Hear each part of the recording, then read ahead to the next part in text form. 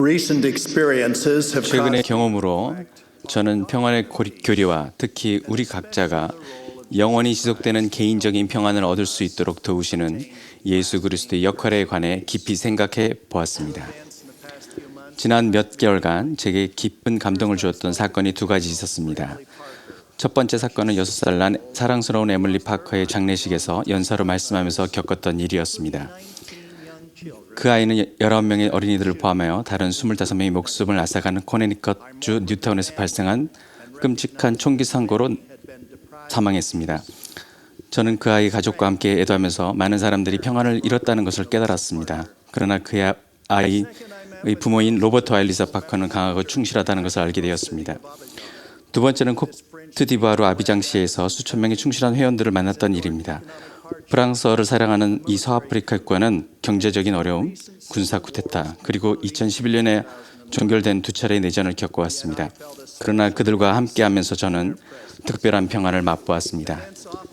우리에게서 평안을 앗아가고 우리가 더욱 연약하다고 느끼게 만드는 사건들은 자주 일어납니다. 2001년 9월 11일에 미국 여러 곳에서 일어난 끔찍한 공격을 누가 잊을 수 있겠습니까? 첫 자녀 출산을 앞두고 있던 제 장남과 며느리는 첫 번째 비행기가 뉴욕시의 세계무역센터 북쪽 타워에 돌진했을 때 그곳에서 세 블록 떨어진 곳에 살고 있었습니다. 아들 내외는 아파트 옥상에 올라가 일어난 일을 지켜보면서 두려움에 떨었습니다. 그들은 참으로 끔찍한 사고가 발생한 것이라고 생각했습니다. 그런 뒤 그들은 두 번째 비행기가 남쪽 타워에 충돌하는 것을 목격하게 되었습니다. 그들은 즉시 이것이 사고가 아님을 깨달았고 맨하탄 남쪽 지역이 공격받고 있다고 생각했습니다. 남쪽 타워가 붕괴되자 그들이 살고 있던 아파트 건물은 맨하탄 남쪽 지역을 뒤덮은 먼지에 휩싸였습니다. 그들은 벌어진 사태에 당황했지만 이내 가능한 빨리 안전한 장소로 피신했습니다. 가는 도중은 잠깐 멈춰 우리에게 전화해 그들이 안전하다는 것을 알린 다음 그들은 링컨 센터에 있는 맨하탄 스테이크 건물로 갔습니다. 도착해서는 맨하탄 남쪽 지역에 살고 있던 수십 명의 다른 회원들도 자신과 마찬가지로 스테이크 센터에 모이겠다는 결정을 내린 것을 알게 되었습니다. 그들은 우리에게 전화를 걸어서 자신들이 어디 있는지 알려주었습니다. 그들이 안전하다는 말을 안도한 저는 그들이 있는 장소를 듣고 놀라지 않았습니다. 현대에 계시는 시온의 스테이크가 진노가 온 땅에 섞인 것이 없이 쏟아져 내릴 폭풍우를 피하고 진노를 피한 방어진이 되며 피난처가 될 것이라고 가르칩니다. 그들은 일주일이 넘게 집으로 돌아올 수 없었고 수많은 무고한 목숨이 희생되었다는 사실에 큰 충격을 받았지만 항구적인 피해를 입지는 않았습니다. 저는 이러한 사건들을 깊이 생각하면서 보편적인 평화 또는 세계적인 평화와 개인적인 평안 사이의 교리적인 차이점에 대해 느낀 바가 컸습니다.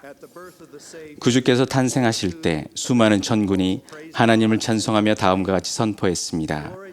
지극히 높은 곳에는 하나님께 영광이요 땅에서는 하나님이 기뻐하신 사람 중에 평화로다.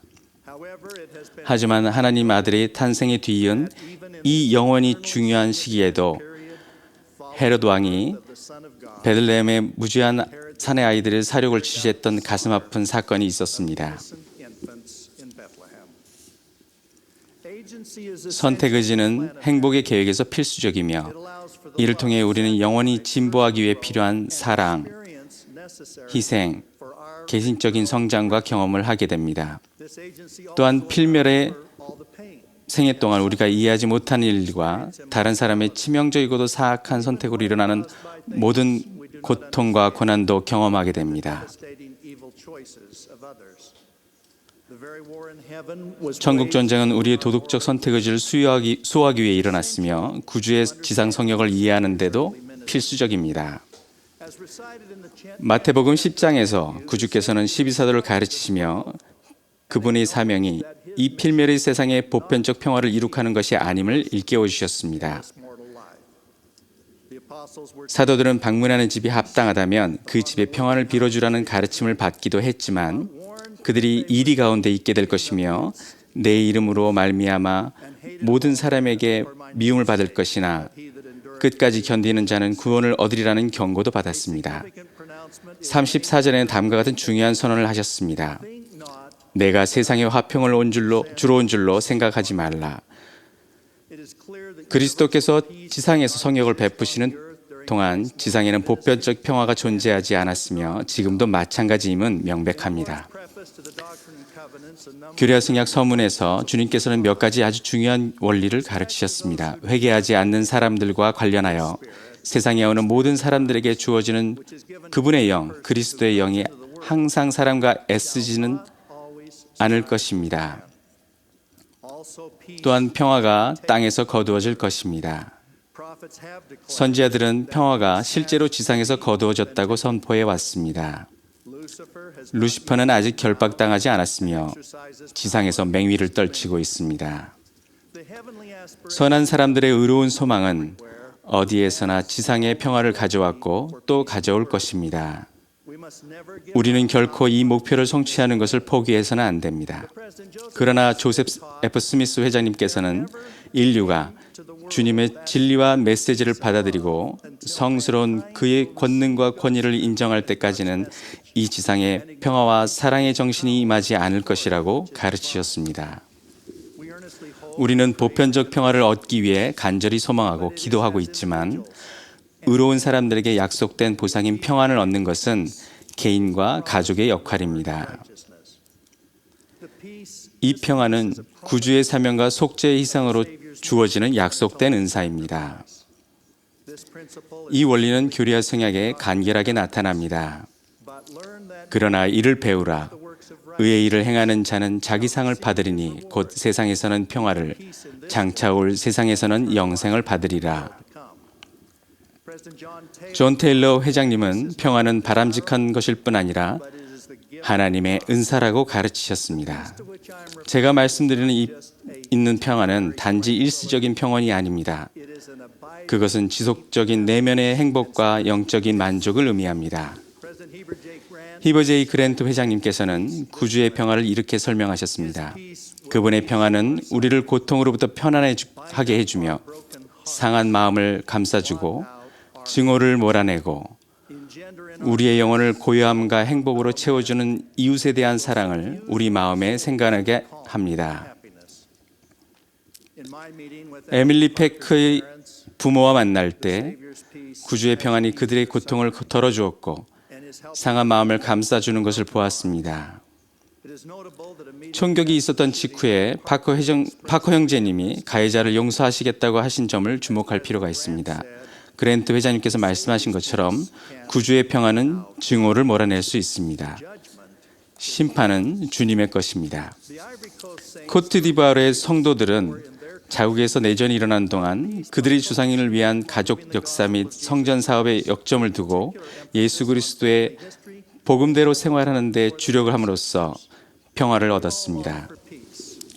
우리는 모두 평화를 갈망합니다. 평화는 단지 안전하다거나 전쟁, 폭력, 갈등과 논쟁이 없는 상태를 의미하는 것만 아닙니다. 평화는 구주께서 우리가 누구인지를 아시며 우리가 특히 인생에서의 커다란 시련과 비극을 겪는 중에도 그분을 믿고 사랑하며 계명을 지킨다는 것을 그분께서 아신다는 것을 아는 데서 옵니다. 선지자 조셉 스미스가 리버티 감옥에서 주님으로부터 받은 응답은 마음의 위안을 가져다 줍니다. 내 아들아, 내 영혼의 평강이 있을지어다.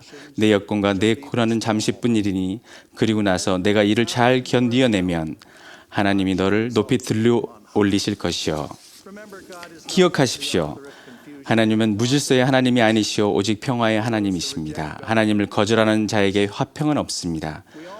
우리는 모두 도덕적 선택 의지를 위해 천국 회의에 참여했으며 필멸의 고통이 있을 것과 선택 의지를 남용하면 말로 다 할 수 없는 비극을 경험하리라는 것도 알았습니다. 우리는 이로써 분노에 휩싸이고 혼란스러워지며 무방비 상태에 빠지고 약해질 수 있다는 것을 이해했습니다. 그렇지만 우리는 구주의 속죄가 필멸의 삶에서 생기는 모든 불공정함을 극복하고 보상하게 되리라는 것과 평화를 가져오리라는 것 또한 알았습니다. 메리온 디 행스 장로님은 우고 베티가 했던 다음 말을 액자에 넣어 벽에 걸어두셨습니다. 하나님을 믿는 것은 모든 규칙이 공정할 것이며 인생에는 예기치 않은 일들이 일어날 것임을 아는 것이다. 화평의 근원은 무엇일까요? 많은 이들이 세상적인 방법으로 평안을 찾지만 그러한 방법으로는 결코 얻지 못하며 앞으로도 마찬가지일 것입니다. 평화는 엄청난 부, 권력, 명성으로 얻어지는 것이 아니며 쾌락, 오락 또는 여가로 얻어질 수 있는 것이 아닙니다. 이런 것들을 넘칠 만큼 얻는다 해도 영원히 지속되는 행복이나 평화를 누릴 수는 없습니다. 에머루세인의 아름다운 찬송가에 이러한 적절한 질문이 나옵니다. 내 평화는 어디서 찾을 수 있나? 세상의 모든 것 온전함 막을 때 내 영혼은 찾을까? 해답은 화평의 하나님이자 근원이신 구주이십니다. 그분은 평강의 왕이십니다. 어떻게 하면 주님께 가까이 머무를 수 있을까요? 하나님 앞에 자신을 겸손히 낮추고 항상 기도하며 죄를 회개하고 상한 마음과 통회하는 심령으로 침례의 물가에 나오며 예수 그리스도의 참된 제자가 되는 것은 지속적인 화평을 보상함으로 얻을 수 있는 의로움의 훌륭한 본보기입니다. 베냐민 왕이 그리스도의 속죄에 관하여 고무적인 말씀을 전했을 때 수많은 사람이 땅에 엎드려졌습니다. 주님의 영이 그들에게 임하신지라 그들이 기쁨으로 충만하게 되고 자신의 죄 사함을 받으며 양심의 평안을 얻으니 이는 예수 그리스도를 믿는 그들의 놀라운 신앙으로 인함이었더라. 행복을 가져오는 양심의 평안을 얻기 위해 회개하고 의롭게 사는 것이 필수적입니다. 중대한 범법을 저질렀을 때는 고백해야 평안을 얻게 됩니다. 죄로 고통받는 사람이 자신의 짐을 주님께 내려놓고 속죄의 축복을 구하며 느끼는 평안과 비교할 수 있는 것은 없습니다. 애창되는 교회 찬송 가사처럼 말입니다. 그 앞에 내 짐 부리고 기쁜 노래를 부르리. 오늘날 수많은 젊은이들과 장년 선교사들이 우리의 주님이시며 구주이신 예수 그리스도의 대표자로서 부름을 받아들이는 모습을 보며 마음이 벅차오릅니다. 그들은 회복된 평화의 복음을 한 번에 한 사람에게, 한 가족에게 전하며 하나님 아버지의 자녀들에게 이 평화를 가져다주는 의로운 사업을 합니다. 교회는 그리스도를 따르는 사람들이 평안을 얻을 수 있는 피난처입니다. 세상에 있는 일부 젊은이들은 자신들이 영적이지만 종교적이지는 않다고 말합니다. 영적으로 느끼는 것은 바람직한 첫 단계입니다. 하지만 우리가 우정을 증진하고 가르침 받고 하나님의 선한 말씀으로 양육되는 곳은 바로 교회입니다. 더 중요한 것은 교회의 신권 권세를 통해 가족을 결속하고 우리 각자가 해외 왕국에 계시는 하나님 아버지와 예수 그리스도께 돌아갈 수 있도록 자격을 주는 성스러운 의식과 성약을 베푼다는 것입니다. 이러한 의식은 주님과 맺는 성약이므로 평안을 가져다 줍니다. 성전은 이러한 성스러운 의식이 행해지는 장소이자 또한 평안을 느낄 수 있는 세상으로부터의 피난처의 근원입니다. 성전 경내를 방문하거나 성전 일반 경계에 참석하는 사람들도 이러한 평안을 느낍니다. 어려운 상황에서 진행되었던 피지 성전 일반 공개와 헌납식에서의 경험이 떠오릅니다. 정치적 격변에 따른 반란으로 수바 중심지에서는 방화와 약탈이 자행되었으며 국회가 정념되고 국회의원들이 억류되었고 국가에는 계엄령이 선포된 상태였습니다. 피지 군부에서는 일반 공개에 제한된 사람들만 모이도록 했고 헌납식에도 아주 적은 인원만 허락했습니다. 일반 교회 회원들은 안전상의 이유로 초대받지 못했습니다. 초기 나부 성전 이래로 몹시 어려운 상황 속에서 진행된 유일한 성전 헌납식이었습니다. 인도 태생의 한 아름다운 힌두교 여성이 성전 일반 공개에 초대받았는데 그녀는 처음에 억류되었다가 여성이라는 이유로 풀려난 국회의원이었습니다. 그녀는 해의 왕국실에서 눈물을 흘리며 세상의 혼란에서 벗어난 평화로운 느낌이 자신을 감싸고 있다고 말했습니다. 그녀는 성전의 성스러운 본질을 증거하고 위안을 주는 성신을 느꼈습니다. 주님은 참된 평화의 근원이십니다.